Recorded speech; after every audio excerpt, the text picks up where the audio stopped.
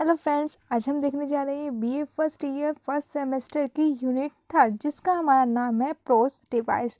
तो आज हम इस वीडियो में आपको पूरी ये यूनिट कंप्लीट करा देंगे और आपको इसके पूरे नोट्स भी देंगे। हम आपको दिखा देते हैं इसके नोट्स मैंने कैसे कैसे बना रखे हैं। ये देखिए, मैंने आपको शॉर्ट नोट्स बना रखे। एक बार मैं बता दूं, ये जो आपकी ये पूरी यूनिट है ये वेरी शॉर्ट और शॉर्ट आंसर टाइप क्वेश्चन के, इसमें से लॉन्ग क्वेश्चन बिल्कुल भी नहीं आने का। तो इस यूनिट को आप शॉर्ट और वेरी शॉर्ट आंसर टाइप के हिसाब से ही तैयार करना। लॉन्ग क्वेश्चन इसमें से बिल्कुल नहीं आएगा, तो उस पर आप अपना टाइम वेस्ट मत करना, ठीक है। ये देखिए, ये तो मैंने थोड़े से शॉर्ट शॉर्ट नोट बना रखे जो आपके सिर्फ वेरी शॉर्ट के लिए ही हैं। और वैसे इसमें ज़्यादातर वेरी शॉर्ट ही आएंगे, शॉर्ट भी नहीं आएंगे, वेरी शॉर्ट ही आएंगे, इसमें से शॉर्ट आने की ही नहीं है। तो वेरी शॉर्ट के हिसाब से ही करें। वैसे ही मैंने थोड़ा सा इसमें इधर नीचे जो अलग बना रखा है, ये इसमें मैंने आपको पूरा अच्छे से वर्णन दे रखा है हर एक चीज़ को, उसमें मैंने थोड़ा कम में बताया हुआ है। तो जैसा कि मैं आपको बताती हूँ कि मैं हर टाइप के स्टूडेंट के लिए बनाती हूँ। जो कम पढ़ना चाहते हैं वो ऊपर से देख ले, जो थोड़ा सा ज़्यादा पढ़ना चाहते हैं तो वो नीचे से अपना नोट्स बना लिया। कोई कुछ चीज़ ज़्यादा पढ़ना चाहते हैं, कुछ चीज़ कम पढ़ना चाहते हैं, तो उससे आराम से आप अपना समझ सकते हैं। ये देखिए, पूरी मैंने बना रखा है, ठीक है। अब मैं आपको इन्हें समझाऊंगी भी, इससे बेफिक्र रहिए, ठीक है। मैं इससे शॉर्ट नोट से ही समझा दूंगी क्योंकि ये ज़्यादा आने का नहीं है, ज़्यादा बड़ा नहीं है। इसमें से जो जो से इंपॉर्टेंट टॉपिक है वही मैं बता दूंगी, आप उस पर ज़्यादा ध्यान देना और उनको चाहे आप लॉन्ग से भी कर लेना क्योंकि वे इंपॉर्टेंट हैं, ठीक है। तो फर्स्ट आ जाता है आपका, स्टार्ट करते हैं वीडियो। तो फर्स्ट आ जाता है आपका थीम। ये इम्पोर्टेंट है, ये थीम आ जाता है। क्या होती है थीम? थीम आप सब जानते होंगे, एक सेंट्रल आइडिया होता है। मतलब कोई भी स्टोरी होती है, कुछ भी चीज़ होती है, उसके एक थीम ज़रूर होती है कि वो किस पर बेस है। किसी की थीम लव होती है, किसी की रिवेंज होती है ना। तो सबकी अपनी एक अलग अलग थीम होती है। कोई भी आप स्टोरी लोगे, कोई भी आप फिल्म देखोगे, कुछ भी आप देखोगे या कुछ भी आप पढ़ोगे स्टोरी, तो उसकी एक पर्टिकुलर थीम होती है, एक आइडिया होता है कि वो किस स्टोरी किसके बारे में होगी, उसमें मेन क्या चीज़ होगी, है ना, किसके बारे में होगी। जैसे आप कोई भी पिक्चर देखते हैं, कोई लव पिक्चर जिसमें पूरी लव ही बेस होती है। और ऐसा नहीं है कि एक पिक्चर में केवल एक ही थीम होगी। मतलब जो भी कोई प्ले होगा, स्टोरी होगी, जरूर नहीं उसमें एक ही थीम होगी, कई थीम भी हो सकते हैं, है ना। एक भी हो सकती है और कई भी हो सकती है। वैसे हर में ज़्यादातर कई रहती है, एक नहीं रहती। अगर आपकी कुछ ज़्यादा छोटी स्टोरी है तो उसकी ही एक थीम रहेगी, अन्य जो होते हैं उनकी कई थीम ही रहती है, ठीक है। अब हम देख लेते हैं इसमें क्या लिखा है, समझ में आ गया होगा। थीम क्या होती है? मतलब सेंट्रल आइडिया होता है जो भी, जिस पर भी वो स्टोरी पर्टिकुलर बेस होती है। अब देख लीजिए इसमें क्या लिखा है, the subject of a talk और अ पीस ऑफ राइटिंग। एक वो सब्जेक्ट जिस पे हम बातचीत करते हैं, और अ पीस ऑफ राइटिंग जिस पर हम बेसिकली लिखते हैं, इस कॉल्ड द थीम, है ना। जिसको हम बेसिकली पॉइंट मानकर लिखते हैं कि हमें इस पे इसके पर्टिकुलर ही लिखना है। जैसे कोई हम बना रहे हैं, रोमांटिक पिक्चर बना रहे हैं, तो उसमें लव उसकी थीम रहेगी, तो उस पर ही पर्टिकुलर बेस हम उसमें सब चीज़ होगी। एटमॉस्फेयर भी ऐसा होगा, है ना, सब चीज़ उसके बेस ही होगी, तो उसकी थीम होगी लव। तो सबकी अलग अलग पिक्चर की, जरूरी नहीं कि एक पिक्चर की लव ही थीम होगी, उसमें रिवेंज भी हो सकती है ना। काफ़ी थीम हो सकती हैं, बहुत थीम होती है। आगे दिखाऊंगी मैं कौन कौन सी थीम होती है। इट इज़ सेंट्रल आइडिया और a topic in a text और स्टोरी। एक सेंट्रल आइडिया होता है, यानी मेन आइडिया होता है जिसके बारे में कोई भी स्टोरी आपको बताती है। और टॉपिक इन अ टेक्स्ट और स्टोरी, किसी भी टेक्स्ट और स्टोरी का ये सेंट्रल आइडिया होता है। क्या होता है? थीम। ये मैंने नीचे भी देखो पूरा अच्छे से, और नीचे भी दिखा रखा है, मैं दिखा दूँ एक बार आपको। ये the subject of a talk और piece of writing is called the theme. It is the subject, it is a subject of proposal for discussion spoken written about. It is a big idea of a work. एक big idea of a work होता है। The theme is a central topic in a text और story. पूरा अच्छे से दे रखा है नीचे ही मैंने, आप चाहे नीचे से कर ले, ऊपर से कर लीजिए, आपकी मर्जी है। यहाँ से देखेंगे हम। अब देख लेते हैं टाइप्स ऑफ थीम, मतलब टाइप्स क्या होते हैं थीम्स की, कौन कौन से प्रकार के होते हैं। थीम कितने प्रकार की होती है? तो थीम दो प्रकार की होती है। एक तो आपकी मेजर यानी मुख्य, एक होगी माइनर। जो मतलब एक कोई भी पिक्चर देख लीजिए, स्टोरी देख लीजिए, एक उसकी मेन थीम होगी और काफ़ी उसकी छोटी छोटी उसकी कई सारी थीम होंगी। तो देख लीजिए, the major theme, the significance, recurring idea that the writer emphasize throughout the work. एक ये सिग्निफिकेंट आइडिया होता है जिसे राइटर पूरे थ्रू आउट द वर्क में बताता है, ठीक है। जैसे कोई भी रोमांटिक सी पिक्चर है, उसका थ्रू आउट द पूरे प्ले में, पूरी पिक्चर में उसकी थीम लव ही रहेगी। उसमें माइनर थीम और भी हो सकती हैं, रिवेंज हो सकती हैं और फियर हो सकता है, कुछ भी हो सकती है। थीम तो बहुत होती हैं। ये minor theme an idea that appear in a work briefly and may not be a center to the overall meaning। मतलब ये एक आइडिया होता है पर लेकिन सेंट्रल थीम नहीं होती है इसकी, ये छोटी छोटी माइनर थीम होती है। दिखा रहा है ना, सेकंड जो हमारा माइनर थीम था, इसमें ये छोटी छोटी थीम होगी, मतलब ये सेंट्रल नहीं होगी, मुख्य नहीं होगी। जैसे आपका पेपर होता है, 3 मेजर पेपर होते हैं, 1 माइनर पेपर होता है, मतलब ये आपको उसके नंबर नहीं जुड़ते माइनर पेपर के। ऐसी है ये माइनर होती है, मतलब इसका कुछ इतना इफेक्ट नहीं होता है। जो हमारी मेजर थीम एक ही होती है और जो माइनर थीम होती है वो काफ़ी सारी हो जाती हैं। ठीक है, ये सेंट्रल आइडिया नहीं होता, मतलब है ना। ये लिख रहा है ना, an idea that appear in a work, जो आइडिया है जो वर्क में दिखता है ब्रीफली, संक्षिप्त रूप में, and may not be central, और जो सेंट्रल नहीं होता, केंद्रित नहीं होता to the overall meaning. Overall में ये बता दिया है इन्होंने। ठीक है, अब नीचे देखते, बस इतना ही करना है आपको थीम में, और इससे ज़्यादा करने की जरूरत नहीं है। अब आ जाता है आपका पॉइंट ऑफ व्यू। थीम आपकी इंपॉर्टेंट थी, उसे आप अच्छे से करेंगे। पॉइंट ऑफ व्यू इतना कोई खास इंपॉर्टेंट नहीं है, इसे बस आप देख लेना। पॉइंट ऑफ व्यू क्या होता है? पॉइंट ऑफ व्यू का मतलब होता है देखने का नज़रिया, है ना। ये कहते हैं ना कि तुम्हारा पॉइंट ऑफ व्यू ही अच्छा नहीं है, तुम मेरे पॉइंट ऑफ व्यू से देखो, है ना। तो मतलब ये होता है देखने का नज़रिया, अगर मैं हिंदी में इसे कहूँ तो। ठीक है, ये रहा पॉइंट ऑफ व्यू। अब इसमें देख लेते हैं, इसमें क्या लिखा है। Point of view is the way a situation is looked. एक वे है, एक तरीका है जो हम सिचुएशन को देखते हैं, किस नज़रिए से हम देखते हैं। और द पर्सपेक्टिव, और अपना जो भी पर्सपेक्टिव होगा, from which the stories narrate, जिस पर्सपेक्टिव से हमारी स्टोरी नरेट करी गई है। मतलब मान लीजिए कोई स्टोरी होती है ना, इसमें ये बता रहा है कि कोई स्टोरी आपका नरेटर खुद करता है, मतलब जो उस स्टोरी का हमारा जो हीरो होगा वो खुद ही सुना रहा होता है स्टोरी को, और उसमें एक होता है वो कोई हमारा सेकंड पर्सन सुना रखा होता है। ये हमारे जो नरेटर होते हैं, पॉइंट ऑफ व्यू जो होते हैं ना, 3 प्रकार के होते हैं। मैं आपको पहले दिखाई देती हूँ, चलो आ जाइए। पॉइंट ऑफ व्यू जो होते हैं आपके 3 प्रकार के होते हैं। First person point of view, जिसमें writer tell the story from there on perspective using I और वी, जिसमें जो राइटर होता है अपने पर्सपेक्टिव से स्टोरी को सुनाता है। अगर राइटर अपने पर्सपेक्टिव से सुना रहा है तो वो आई और वी का ही यूज़ करेगा।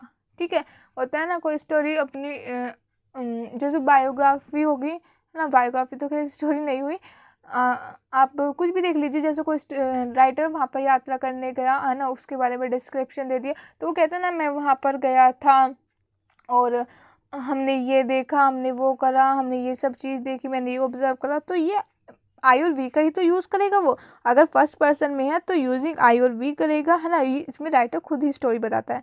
Second person point of view, the author tell the story, इसमें क्या होता है, ऑथर स्टोरी बताता है about another person addressing the reader directly using you. मतलब अगर मैं आपको सिंपल शब्दों में कहूँ तो first person point of view हमारा ये होता है जिसमें जो राइटर जो लिख रहा हुआ होता है और जो कहानी सुना रहा होता है, जो उसका हीरो होता है वो एक ही होता है, तो वो आई और वी का यूज़ करता है।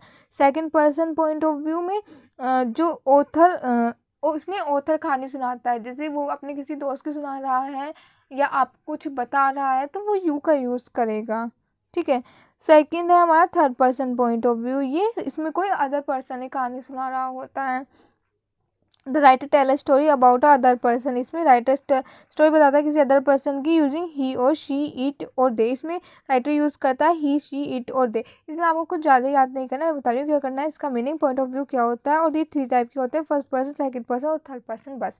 इससे ज़्यादा आपको कुछ नहीं करना। सेकंड आ जाएगा सेंटेंस पैटर्न। ये भी इंपॉर्टेंट नहीं है, चाहे छोड़ देना अगर आप करना नहीं चाह रहे, वैसे देख लीजिए, हार्ड नहीं है। सेंटेंस पैटर्न, सेंटेंस पैटर्न क्या है, अरेंजमेंट ऑफ वर्ड, जिससे हम अरेंज करते हैं, हम किसी भी सेंटेंस बनाते हैं तो वो अरेंजमेंट ऑफ विद वर्ड होता है कि आपका पहले सब्जेक्ट लगता है, फिर हेल्पिंग वर्ब लगती है, फिर वर्ब आता है ना, फिर ऑब्जेक्ट आता है, तो ये अरेंजमेंट ऑफ वर्ड होता है। Which must be grammatically correct, जो कैसा होना चाहिए, जो ग्रामेटिकली रूप से यानी ग्रामेटिकली रूप से करेक्ट होना चाहिए। मतलब पहले अगर हम सब्जेक्ट आना तो पहले सब्जेक्ट ही आना चाहिए, फिर हेल्पिंग वर्ब आता है। ये नहीं कि आप हेल्पिंग वर्ब से पहले वर्ब ला रहे हो या ऑब्जेक्ट को पहले लिया है या सब्जेक्ट को हेल्पिंग वर्ब कैसे कर दिया, नहीं, पूरा एक पैटर्न होता है, उसी के हिसाब से आपको चलना होता है, ये ग्रामेटिकली करेक्ट होना चाहिए। एंड इन्वॉल्व, और जिसमें इन्वॉल्व होता है the proper placement of the verb, और जिसमें इन्वॉल्वमेंट होता है proper placement of a verb, यानी आपको पर्टिकुलर प्लेस होता है वर्ब का, हेल्पिंग वर्ब के बाद आती है तो उसे वहीं पर रखा जाना चाहिए। Proper placement of a verb and noun, जिसमें प्रॉपर प्लेसमेंट होना चाहिए वर्ब और नाउन का। A sentence has two important part, sentence के क्या होते हैं, टू इम्पोर्टेंट पार्ट होते हैं, सब्जेक्ट और वर्ब, सब्जेक्ट और वर्ब दो होते हैं आपके, ठीक है। क्लोज, क्लोज क्या होता है आप देख लीजिए, a collection of a word that express a meaning.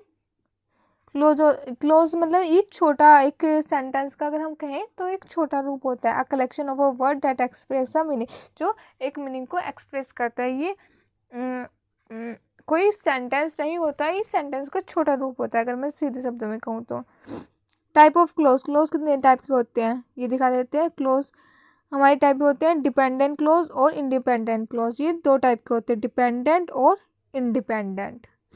Dependent clause वे होते हैं जो दूसरे पे डिपेंडेंट होते हैं, और इंडिपेंडेंट क्लोज वे होते हैं जो दूसरे पे डिपेंड नहीं होते हैं, मतलब वे अपना एक अलग ही पर्टिकुलर मीनिंग देते हैं, उससे किसी और की जरूरत नहीं होती। डिपेंडेंट होते हैं उनमें अपना एक अलग मीनिंग नहीं देते, वे दूसरों पर निर्भर रहते हैं, ठीक है। अब इसमें दे रखा है 4 पैटर्न ऑफ सेंटेंस, आगे देख लीजिए आप।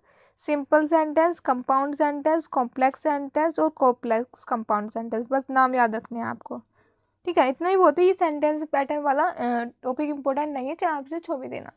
आगे करेंगे, हमारा आ जाएगा इमेजरी, ठीक है। एक सेकेंड, ये रहा हमारा इमेजरी। इमेजरी क्या होता है, imagery is a literary term, क्या है, एक लिटरेरी टर्म है that use visually description language, जो हम यूज़ करते हैं, that use visual description language to create sensory image in the, जो क्रिएट क्या करता है, क्रिएट करता है sensory image in the mind of the readers, ठीक है। इमेजरी मतलब होता है ना, इमेजरी मतलब कल्पना, है ना, क्या आप माइंड में इमेज कर रहे हो, वही बता रहा है इसमें। Imagery is a literary term, एक लिटरेरी टर्म है डेट यूज, जो यूज़ करता है विजुअल डिस्क्रिप्शन, यानी चित्रात्मक डिस्क्रिप्शन लैंग्वेज का, टू क्रिएट सेंसरी, क्रिएट करने के लिए क्या, sensory image in the mind of the reader, किसी रीडर के माइंड में विजुअल इमेज क्रिएट करने का होता है ना। इमेजरी का यूज़ करते हैं किसी भी स्टोरी को वर्णन करने से पहले हम बताते हैं ना स्टोरी का, कि वहाँ पर इमेज कैसी होगी। जैसे स्टोरी, मैं एक एग्जांपल से बता देती हूँ आपको। जैसे कोई स्टोरी शुरुआत करता है, बहुत समय पहले की बात है ना, कोई कोई स्टोरी ऐसी शुरुआत होती है ना, एक गांव में जहाँ का माहौल बहुत ही अच्छा था, वे इमेजरी क्रिएट करने की कोशिश कर रहे हैं, रीडर के माइंड में वे उसका डिस्क्रिप्शन कर रहे हैं कि आपका वहाँ की लैंड कैसी थी, वहाँ के लोग कैसे थे, वहाँ पे लोग बहुत अच्छे थे, है ना। ऐसे भी करके कोई राइटर शुरुआत में पहले उस स्टोरी के वर्णन से पहले वो बताता है, तो वो इमेजरी क्रिएट करता है उस स्टोरी के बारे में, वहाँ का कल्चर कैसा था, वहाँ के लोग कैसे थे, है ना, वहाँ का रहन सहन कैसा था। तो ये सब इमेज क्रिएट करता है कि जो वे स्टोरी सुनाने जा रहे हैं वहाँ का बैकग्राउंड कैसा था, वहाँ के लोग कैसे थे, वहाँ की जगह कैसी थी, एक्सेट्रा। तो यही हमारी इमेजरी है, वो इमेज क्रिएट करना चाहता है। ये इमेजरी किसी के बारे में भी डिस्क्रिप्शन किसी के बारे में हो सकती है, जगह के बारे में के लिए एक इंसान के बारे में भी क्रिएट कर सकता है ना। एक इसमें इंसान का भी कोई राइटर किसी एक पर्टिकुलर इंसान का भी डिस्क्रिप्शन देता है, जैसे वो एक लंबा था, है ना, जैसे उसका नाम राम था, है ना, कुछ भी ले ले, मोहन नाम था उसका, वो बहुत ही लंबा था, है ना, फेयर कॉम्प्लेक्सिटी थी, है ना, लंबे लंबे हेयर थे, और कुछ भी ले सकते हैं, है ना, जो भी वो धोती कुर्ता पहनता था। तो ये आपके रीडर के माइंड में इमेजिनरी क्रिएट कर रहा है कि वो कैसा होगा, तो वह यही है इमेजरी, मतलब विजुअल डिस्क्रिप्शन, मतलब क्रिएट करना रीडर के माइंड में, यही हमारी इमेजरी है। अब देख लेते हैं type of imagery.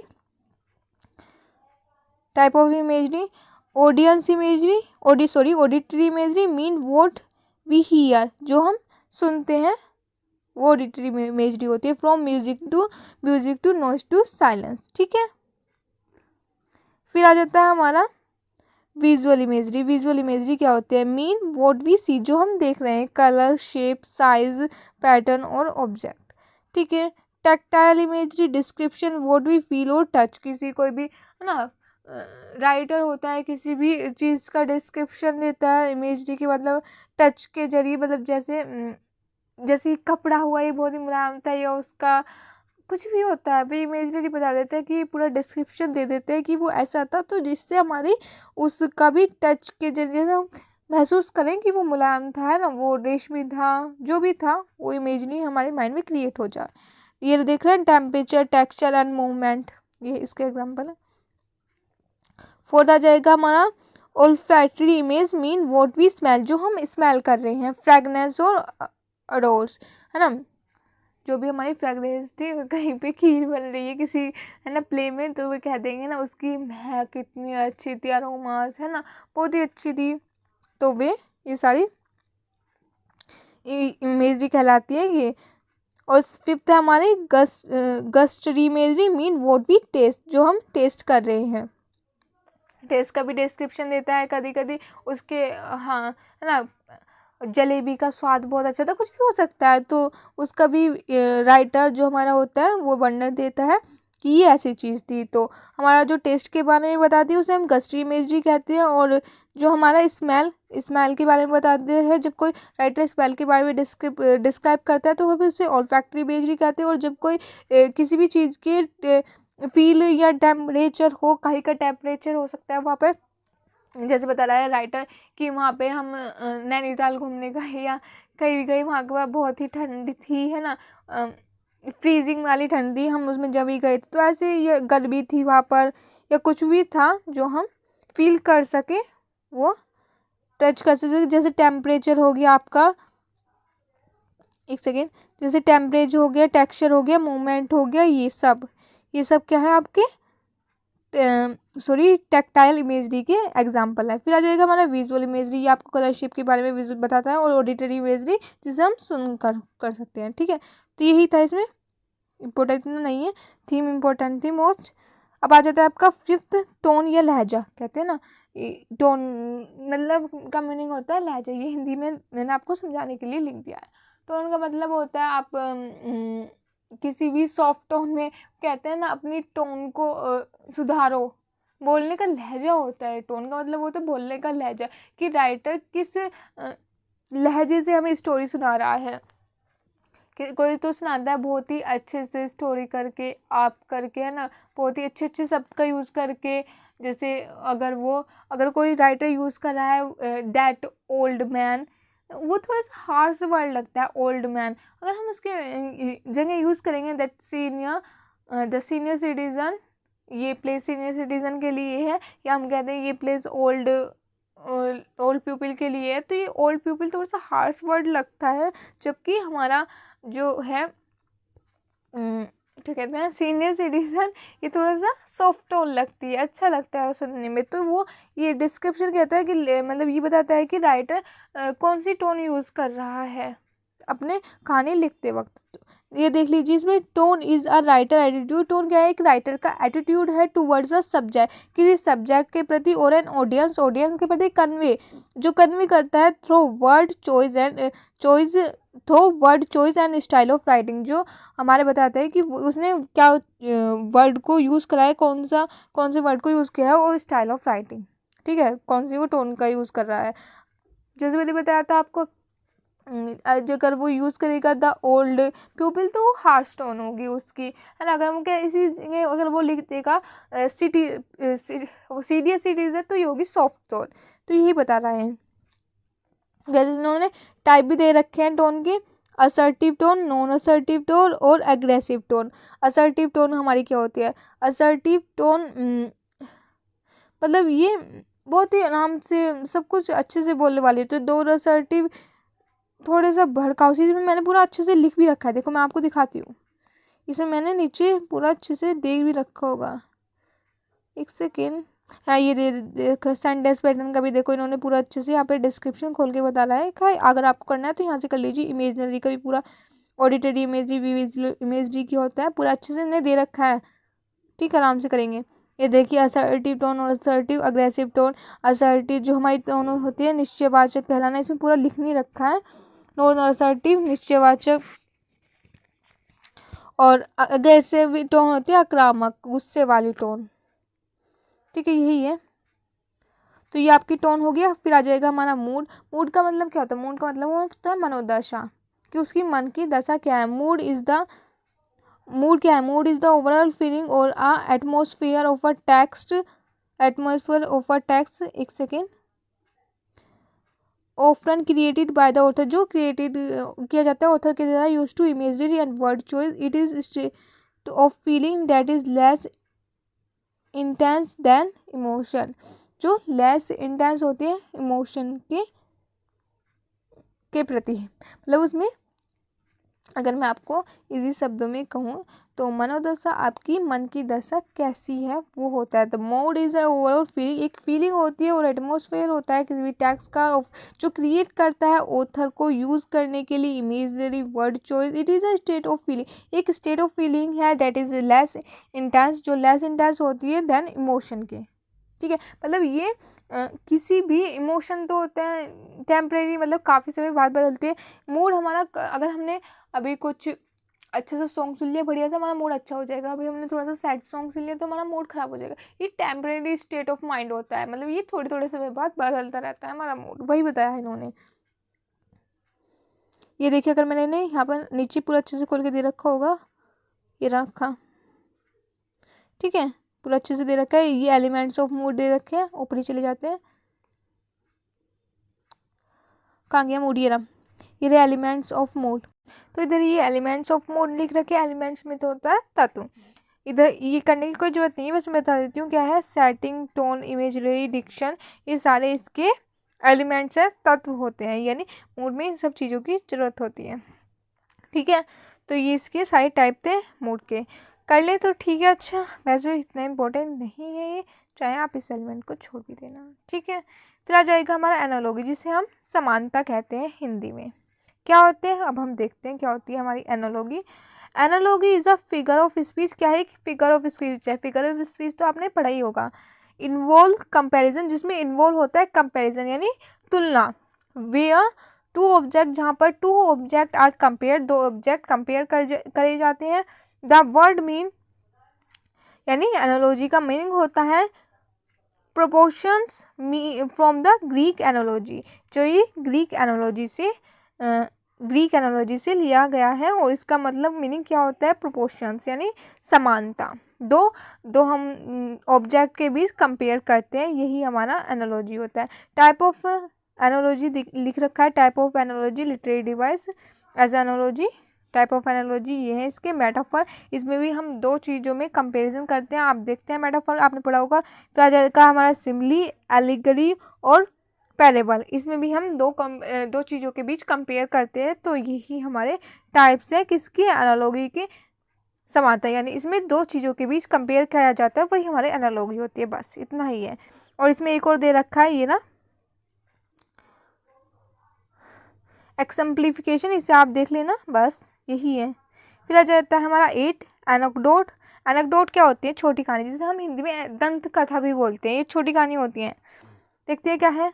Anecdote is a short narrative of a interesting. Anecdote क्या है? एक short narrative of an interesting amusing biographical incident primarily intended to reveal a truth, और जिसका प्राइमरली जो इंटेंशन होता है क्या होता है? रिवील अ ट्रूथ, किसी ट्रूथ को रिवील करना, उजागर करना। ये हमारी छोटी दंत कथा इनका प्राइमरी एम होता है। ये एक शॉर्ट नरेटिव इंटरेस्टिंग और अम्यूजिंग होती है, और बायोग्राफिकल इंसिडेंट के बारे में होती है। बायोग्राफिकल, ये लिखा है ना, बायोग्राफिकल इंसिडेंट के बारे में ये होती है। ठीक है, टाइप ऑफ एनेक्डोट इसमें दे रखे हैं, इधर आप देख लेना टाइप ऑफ एनेक्डोट। फर्स्ट है आपका humorous, to add humour to the topic, humour को ऐड करना होता है। फिर आ जाता है हमारा second reminiscent, recall something generally about the past, recall करना होता है समथिंग अबाउट द पास्ट के बारे में। फिर थर्ड आ जाएगा हमारा फिलोसॉफिकल, जिसका हमारा express to make over think deeply, जिसका हमारा एक्सप्रेस किया जाए तो किसी चीज़ के बारे में डीपली सोचने के लिए। फिर आ जाता है हमारा फोर्थ इंस्पायरेशंस, इसका मतलब होता है टोल्ड टू इंस्पायर होप और पॉजिटिव इमोशन, जिसका मतलब होता है किसी पॉजिटिव इमोशन को उजागर करना। ठीक है, फिर आ जाता है हमारा ये वाला सॉरी एक सेकेंड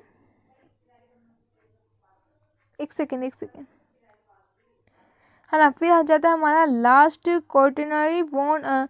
इसका मतलब करना क्या होता है, इसका मतलब होता है warn other about the dangerous और नेगेटिव कंसिक्वेंस। इसका मतलब होता है किसी भी डेंजरस कंसिक्वेंस के बारे में, परिणाम के बारे में वॉर्न करना होता है। मतलब कहते हैं ना वॉर्न को हिंदी में क्या बोलते हैं, वॉर्न करना होता है हिंदी में, मुझे नहीं पता क्या बोलते हैं वॉर्न को, ठीक है। कुछ बोलते तो हैं वॉर्न को, इख्तला कुछ ऐसे समथिंग करके बोलते हैं, तो वो करना होता है वॉर्न का मतलब, ठीक है। फिर आ जाता है हमारा नाइन्थ जी है हमारा एंथेसिस। इसका मतलब होता है इज अ पर्सन और a thing that is directly opposite of a something, जो डायरेक्टली अपोजिट होता है किसी समथिंग की और समवन के, किसी समवन और समथिंग एल्स की, are different between two thing. इसमें डिफरेंस होता है बिटवीन टू थिंग, मतलब इसमें दो चीज़ों को बिल्कुल एकदम अपोजिट दिखाया जाएगा एंथेसिस में। दो हमारी चीज़ होगी उसमें बिल्कुल एकदम अपोजिट दिखाया जाएगा। एग्जाम्पल भी दे रखा है, एग्जाम्पल देख लीजिए आप इसका।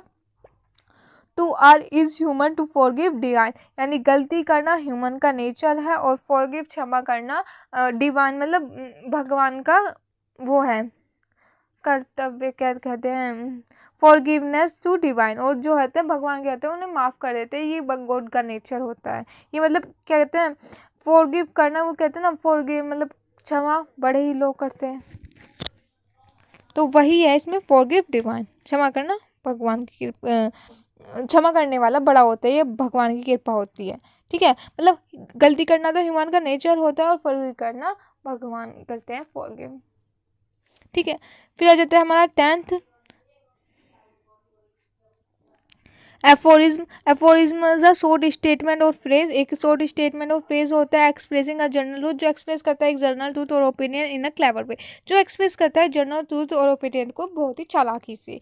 एग्जाम्पल भी देख सकते हैं, action speak louder than work, जो हमारे एक्शन होते हैं वे हमारे वर्क से भी तेजी से बोलते हैं, मतलब हम काम करते हैं वो जो बोलने से कुछ नहीं होता, वो काम करके दिखाना होता है, तो वही कह रहा है इसमें action speaker louder than work, काम कीजिए आप, ठीक है। फिर आ जाएगा हमारा 11 डिक्शन। डिक्शन मीन्स होता है शब्द चयन, कि आप अपने राइटिंग में कौन से शब्दों का यूज़ कर रहे हैं। Diction mean the choice and the use of word, एक चॉइस और यूज ऑफ वर्ड होता है, एंड फ्रेज इन स्पीच और राइटिंग में द स्टाइल ऑफ स्पीकिंग और writing as dependent upon the choice और वर्ड्स, डिपेंडेंट होता है चॉइस और वर्ड्स पर, ठीक है। मतलब कौन से राइटर अपनी राइटिंग लिखते वक्त, डिक्शन का मतलब होता है शब्द चयन, कौन से शब्दों का यूज कर रहा है। टाइप ऑफ इसमें डिक्शन भी दे रखे हैं, उन्हें भी देखेंगे हम, एक सेकेंड। टाइप ऑफ डिक्शन भी हम देखेंगे, ये रहे इसके type of diction. Formal diction, यानी एक राइटर जब अगर अपने राइटिंग करते वक्त फॉर्मल शब्दों का यूज़ करता है, बहुत ही अच्छे शब्दों का यूज़ करता है, तो उसे हम फॉर्मल डिक्शन कहते हैं। इनफॉर्मल डिक्शन भी होते हैं, जैसे इनफॉर्मल हम अपने फ्रेंड से बात करते हैं तो कैसे भी बात कर लेते हैं, अगर वो राइटर उन शब्दों का यूज़ करता है तो वो इनफॉर्मल डिक्शन कहला जाएगा। फिर आ जाता है हमारा पेंडेंटिक डिक्शन, कोलिक्विड डिक्शन। ये स्लैंग डिक्शन इंपॉर्टेंट नहीं है, चाहे आप याद रख लेना, काफ़ी इतनी ज़रूरत नहीं है, बस डिक्शन क्या है इसका आप ध्यान रखिए। एब्स्ट्रैक्ट डिक्शन, कॉन्क्रीट डिक्शन और पोएटिक डिक्शन, ठीक है। अब हम आगे बढ़ते हैं। अब नेक्स्ट आ जाता है हमारा इन्वर्जन। इन्वर्जन क्या होता है, inversion is a literary technique. क्या है, एक literary technique in which the normal order of word, जिसमें normal order of word is reversed होते हैं। एग्जाम्पल भी दे रखा है इन्होंने, putting the verb before the subject, जिसमें हम पुट कर देते हैं वर्ब को सब्जेक्ट से पहले। वहाँ जो होता है सब्जेक्ट के बाद वर्ब आता है, पर लेकिन इसमें हम इन्वर्जन में क्या होता है, हम वर्ब को सब्जेक्ट से पहले लिख देते हैं, यूजुअली फॉर एम्फेसिस और स्पेसिफिकल इफेक्ट, किसी स्पेसिफिकल इफेक्ट डालने के लिए हम ऐसा करते हैं इन्वर्जन।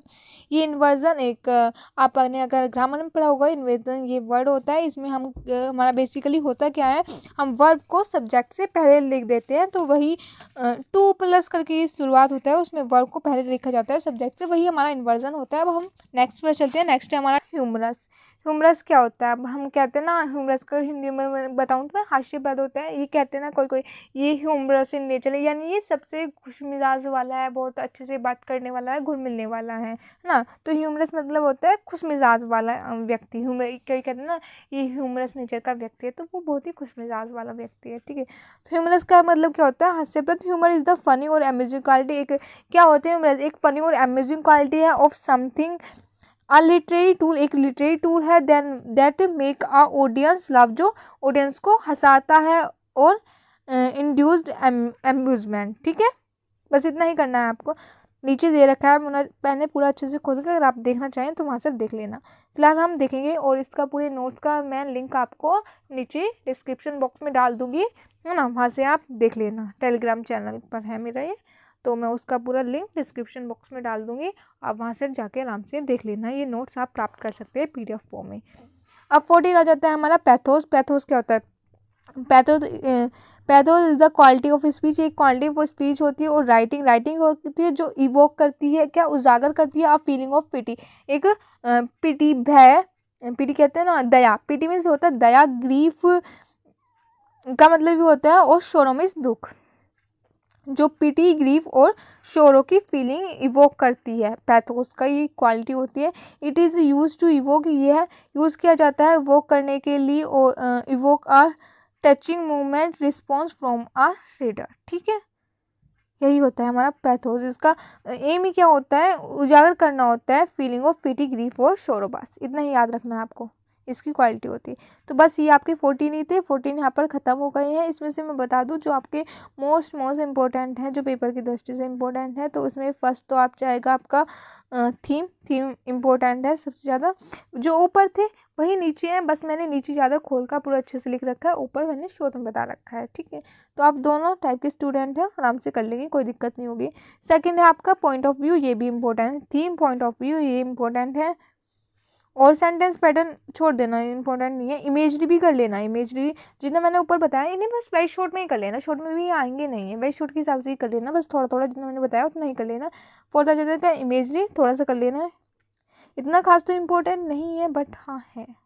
फिर आ जाता है आपका टोन, टोन में भी बस इतना ही कर लेना। 3 प्रकार के होते हैं, असर्टिव, नॉन असर्टिव और एग्रेसिव, बस। और क्या करना है आपको, बहुत ही थोड़ा थोड़ा दे रखा है। मूड में समाना दशा होता है, टेम्परेरी स्टेटमेंट ऑफ, मतलब ये टेम्परेरी होता है, थोड़े समय बाद बदलता रहता है ना। फिर आ जाता है हमारा एनालॉजी, ये तो इंपॉर्टेंट है ही नहीं, तो आप छोड़ भी देना चाहें। फिर आ जाता है हमारा एनेक्डोट, ये भी कोई खास इंपॉर्टेंट नहीं है, पर लेकिन क्या करना है आपको, जितना मैंने थोड़ा बताया बस उतना उतना कर लीजिए, आपको थोड़े सबके बारे में जानकारी हो जाएगी ये है क्या, बस। और ज़्यादा आपको कुछ करने की जरूरत नहीं है। डिक्शन थोड़ा सा इंपॉर्टेंट है, इसे अच्छे से कर लेना, डिक्शन ये आ जाता है। फिर आ जाता है ह्यूमरस, ये ह्यूमरस पैथोस ये इतना इंपॉर्टेंट नहीं है, इसमें ह्यूमर थोड़ा सा इंपॉर्टेंट है, इसे देख लेना बस आप। बस ये आपका पूरा वीडियो यहीं पर ख़त्म हो गई है। तो चलिए किसी अगली वीडियो में मिलते हैं। यूनिट 4 देखेंगे हम अगली वीडियो में, तो चलिए मिलते हैं यूनिट 4 में, तब तक के लिए बाय बाय।